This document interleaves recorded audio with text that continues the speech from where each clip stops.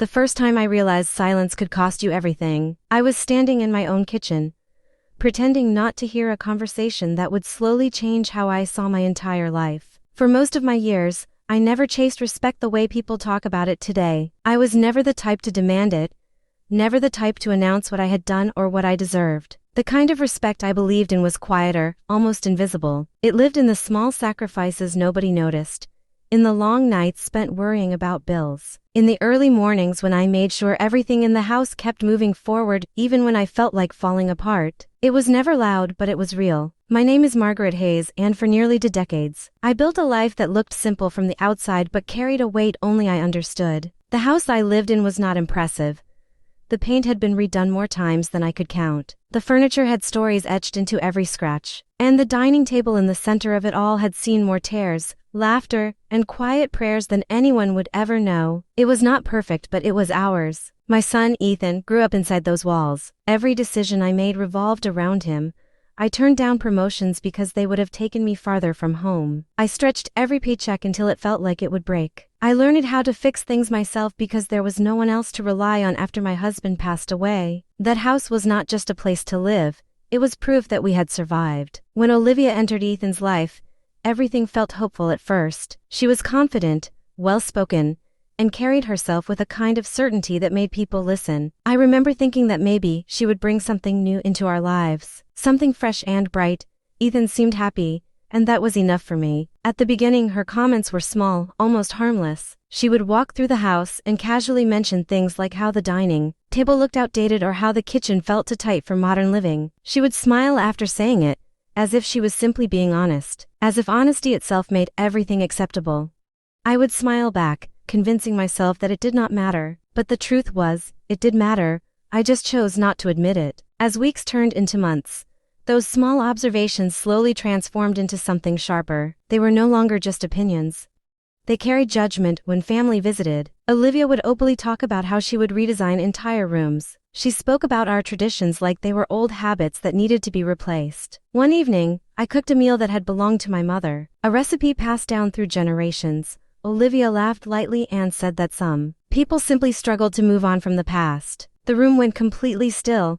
I remember the faint sound of silverware touching plates. But no one responded. I did not respond either. At the time, I thought staying silent was the mature thing to do. I believed that avoiding conflict would keep peace in the family. What I did not realize was that silence can be mistaken for agreement. And that was my mistake. Ethan began to change in ways that were difficult to explain. He was still kind, still respectful, but there was a distance that had not been there before. Whenever tension appeared, he would quickly shift the conversation, almost like he was trying to protect both sides without choosing one. I understood why he did it, but understanding did not make it easier. The house slowly stopped feeling like home. It felt like a place under evaluation, as if every corner was being measured against a standard I had never agreed to. Then one afternoon, everything became clear in a way I was not prepared for. I had just finished folding laundry and was walking down the hallway when I heard Olivia speaking in the kitchen. She was on the phone, her voice relaxed, unaware that I was close enough to hear every word. She said that Ethan needed to stop letting the past control his decisions and that eventually, the house would belong to them anyway. I stopped walking. For a moment, I simply stood there, holding the basket in my hands, staring at the wall as her words settled into something heavier than I could describe. She was not talking about furniture or decoration anymore. She was talking about ownership,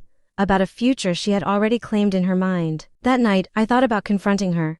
I went over every possible version of the conversation in my head, but in the end, I said nothing. I went to bed and told myself that maybe I was overreacting. Life continued, as it always does, even when something inside you shifts. A few weeks later, we hosted a family gathering to celebrate my brother's retirement. The house was full again, filled with laughter, conversations, and the kind of warmth that used to make everything feel right.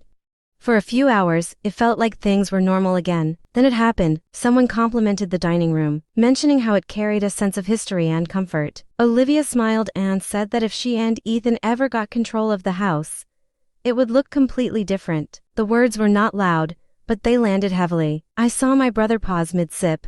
I noticed my sister glance at her husband. Even Ethan looked uncomfortable, but once again, no one said anything, and once again neither did I. The turning point came in the most unexpected way. 3 weeks later, I attended a meeting with our family attorney. It was something I had arranged years ago after my husband passed. When I realized how important it was to secure our future, the house, along with other assets, had been carefully organized under a family trust. Everything had been structured with intention, based on years of planning and sacrifice. Ethan knew parts of it, but Olivia knew almost nothing. She attended the meeting with a quiet confidence, as if her place there was natural, as if the future she had imagined was already set in motion. For most of the meeting, she sat comfortably, occasionally nodding as legal details were discussed. Then the attorney began reviewing the documents in detail. Everything changed. He explained that the house was not something that would automatically transfer ownership.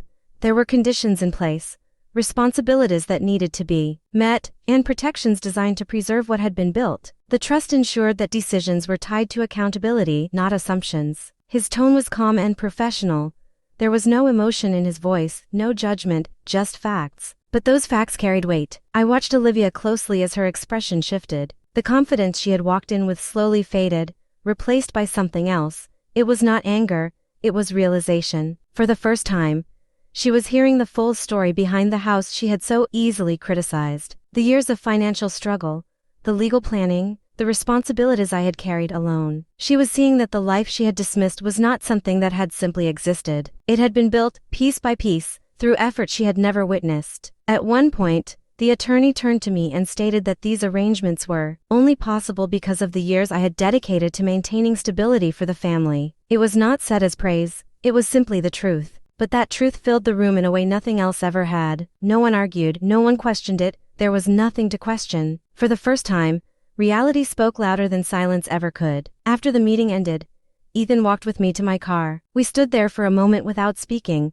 both of us processing what had just happened. Then he said something that stayed with me. He said that he did not think he had ever fully understood how much I had carried. I nodded, not because everything was suddenly fixed, but because for the first time, something honest had been said out loud. Olivia never gave a direct apology, not in the way people expect, with clear words and visible regret.